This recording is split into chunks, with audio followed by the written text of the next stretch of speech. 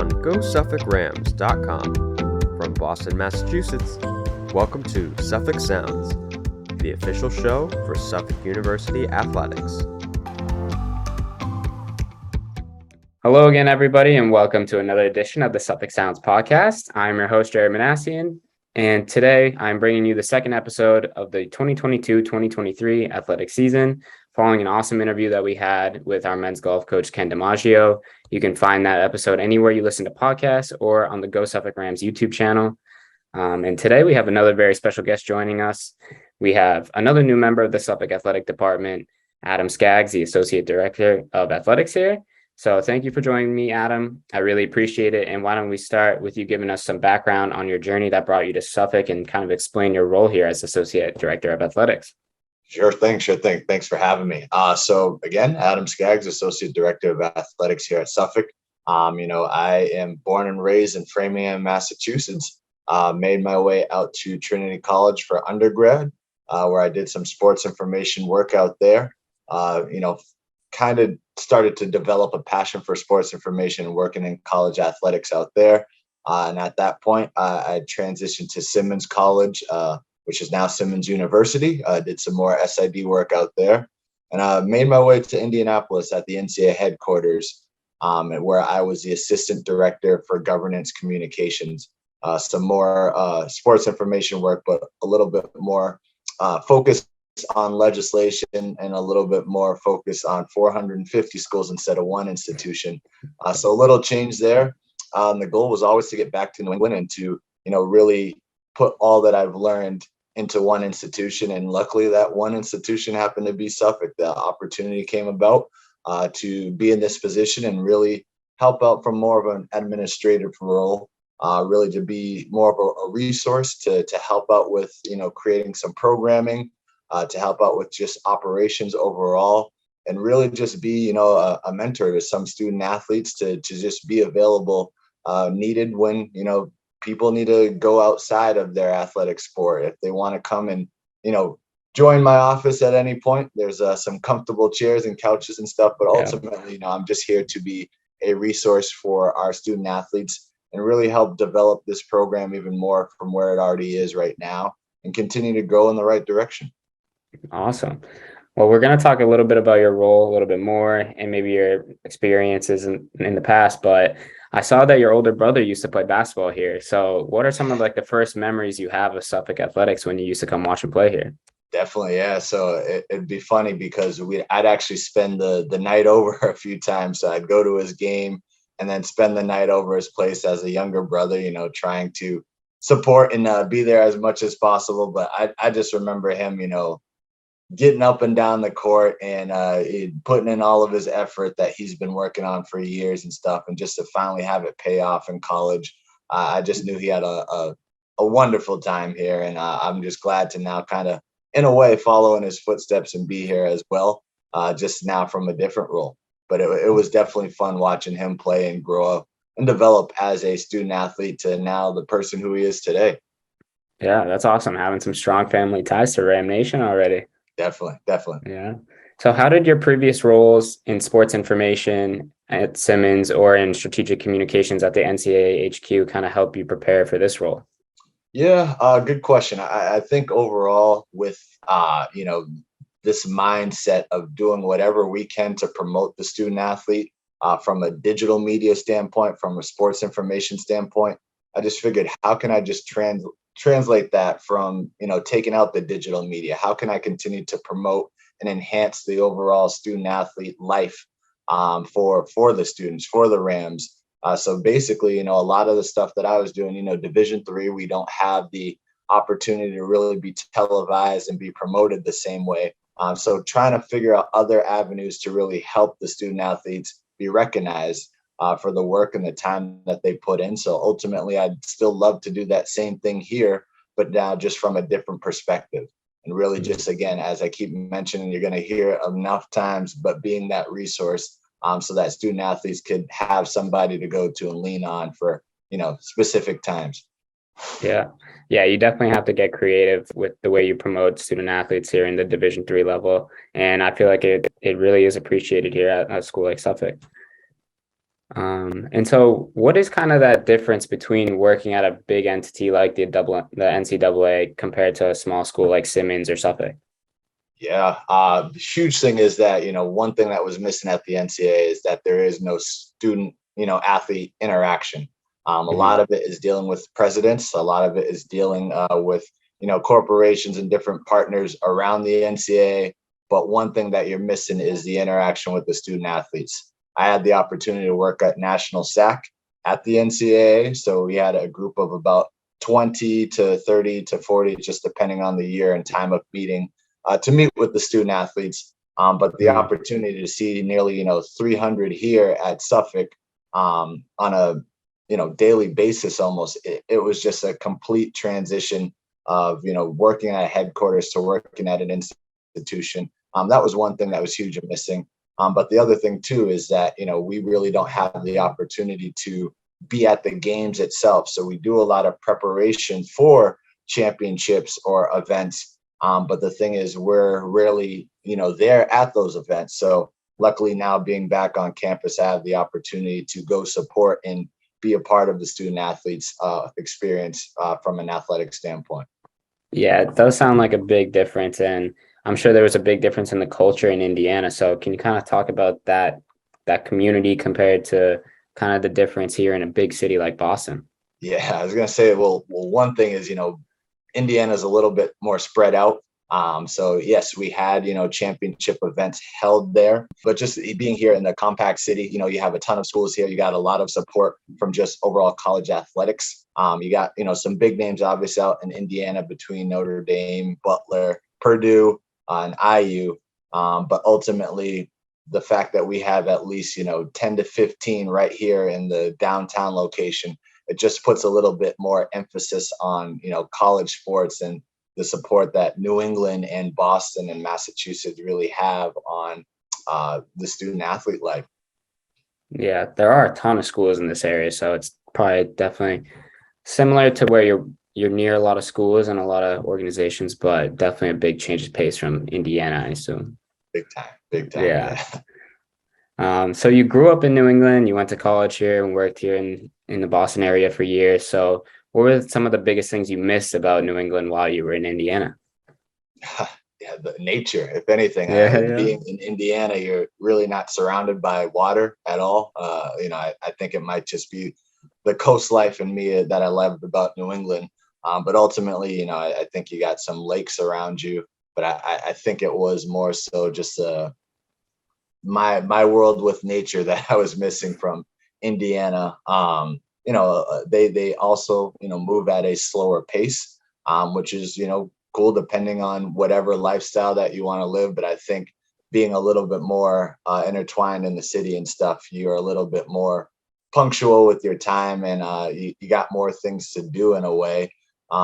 But it just depends on what lifestyle you kind of want to live. So me, being at this young life point in my life, I think, it was more fitting to be back in the city area.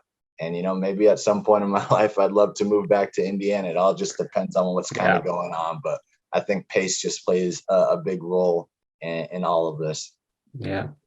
And speaking of Boston and living in the Boston area, one of the biggest and most diverse cities in the country. So diversity and inclusion are a huge part of this area and the culture. And that's also a huge part of your role here at Suffolk. So how important is it to bring that inclusion and equity in the city into Suffolk athletics? Yeah, no, definitely. It's something that, I want to not just bring here, but, bring on to wherever I go, to be honest, whether it be the grocery store, whether it be the movies, whether it be Yeah. just an outing event, just continue to promote diversity and inclusion and equity, for years to come. Ultimately, this was something that I was doing out in Indiana as well. And again, just to have that opportunity to now do it at an institution, it's just really what I've kind of been working for. Me being a African American male within the sports industry, it's something that we all kind of see. It's not the common face. So ultimately, working hard to get to where I'm at right now, I want to again be a role model for others who want to be in this field, who want to work to get to this point. And it's always good to see somebody that you want to, hey, I want to do that one day. I want to be where he's at. And it's kind of better to, recognize somebody who looks like you in a way, to help get others there, because, I've seen it before with others who are now, in my shoes, and I looked up to them in a way where I want to be that person for others. So not only just, being in this spot, but also doing a lot of things that could help, get people to this position. So being, again, I say a resource, but also providing a resource. So when I say that, I'm going to be putting together a good amount of programming throughout my time here at Suffolk. I want to be able to provide a platform for people to speak. I want them not to hone things in as a student athlete. I want to provide them that platform, that they're able to get kind of what's going on in your mind, from all perspectives. So ultimately, I just want to provide something, that student athletes could use, could come back to at any point, from a diversity and inclusion perspective. Yeah. Yeah, I do think that is something in athletics that gets overlooked with people caring so much about wins and losses. You kind of forget about the mental side of the sport and feeling like welcomed and like comfortable where you're playing your sports. So yeah, it's definitely really important. And do you have any kind of specific initiatives that you're already taking on or do you have planned for the future? Yeah, so one big one is, so just from outside of diversity and inclusion, like a big initiative that we're focusing on right now is mental health. Obviously, that's been huge within college sports, but ultimately, we want to provide as many, resources again as possible for our student athletes, and that comes with speakers coming in and giving the opportunity for them to speak on their experiences, and them providing resources and information that could be useful and beneficial to our student athletes. Also, again, we will be doing some diversity and inclusion collaboration with those on campus as well. That will be a huge theme throughout the year of really partnering with those on campus to really get involved with just your overall students. So not just student athletes, but see what the students here at Suffolk are doing, and really get involved with them to continue to promote and enhance diversity and inclusion. Pretty soon we have another program coming in October, surrounding sexual violence prevention. So lots of stuff going on around programming that we're hoping to just really just put out there to inform people that, you're not really thinking about these things from a daily basis, but it's really good to know. It's basic general knowledge that people can pick up along the way to help improve their lives and others around them. Yeah, yeah, it definitely seems like you're putting a big emphasis on creating a better environment for the student athletes. So how important are these student athletes in achieving this progress to equity that we want to achieve? It's huge. It's huge and important, but I say this to a lot of people. It has to also come from the student athletes. So we're going to be the people providing as many opportunities as possible, but it can only be huge if these student athletes take part in these as well. We have different things, whether it be, because I was one of these people. I would go to a lot of events for the food. I'd go to a lot of events for the travel, different incentives that bring people in to go to these events. But ultimately, it's the information that they're hopefully retaining at the end of it. What are their takeaways that they're getting from it? So it's important, but I really want to emphasize it's important for the students to get there and really get the best out of it while they can. Yeah. And as a former student athlete yourself, you played basketball at Trinity College in Hartford. What did you kind of learn about athletics there that made you want to pursue a career in college sports? I'd almost say it was, not only my time as a student athlete, it was really more so my time as the sport information assistant, working out there while playing basketball. Because, for me, having a passion of working in sports, being a college student athlete, especially at the Division III level. And then, I was also an art minor. I love doing, graphics. I love doing videography stuff. And I'm like, can I combine this in a career at all? So luckily, through all of these avenues I've taken to get to where I'm at, I think my experience as an undergrad at Trinity definitely helped bring me to this point to say, hey, there's plenty of careers if you want to work within college athletics and do things amongst the communications world and combine the two. So from that, I've now evolved in a way of saying, okay, what more can I do on top of it? And that's really again what helped get me to this position today. Yeah, there are so many different cool careers that you can do in sports, especially in college. There's always people that need help too. So, I mean, if you're a student athlete listening to this, feel free to reach out. You never know what kind of opportunities there are, especially with an athletic department like Suffolk. Um, but did Trinity ever play Suffolk when you were there? No, they didn't. Maybe in Dang. soccer or another sport, but definitely not basketball during my time. Yeah, I definitely would have dang. gave my brother a little here and there stuff Yeah, if we yeah. did. But Yeah, I know Trinity plays in the NESCAC, correct? yes, Yeah, correct. tough, very tough conference, I've heard. People say so. I think we got some good conferences around Division III Yeah, overall as a whole. definitely. But I'm a little biased with the NESCAC. I'd say they're Yeah, one of the yeah, yeah. top. Definitely. Yeah. But outside of college athletics, I feel like we've talked a lot about kind of sports and stuff like that. But what do you kind of do for fun in your free time outside of all this?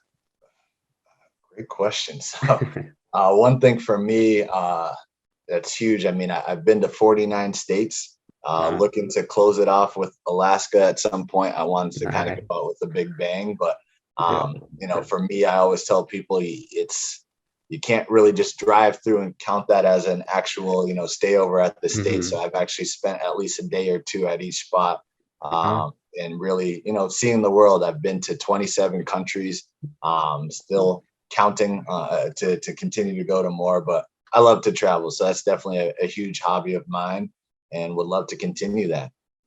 Wow. Yeah, and you can definitely bring some of those experiences that you've learned along the way into an athletic department or just Big, anywhere you work. big Wow. time. Awesome. Well, it was great to get to know a little bit more about you, Adam, and I really appreciate you joining me on the Suffolk Sounds podcast today. I'm really looking forward to see the initiatives and the progress that comes from the awesome work you've been doing here at Suffolk.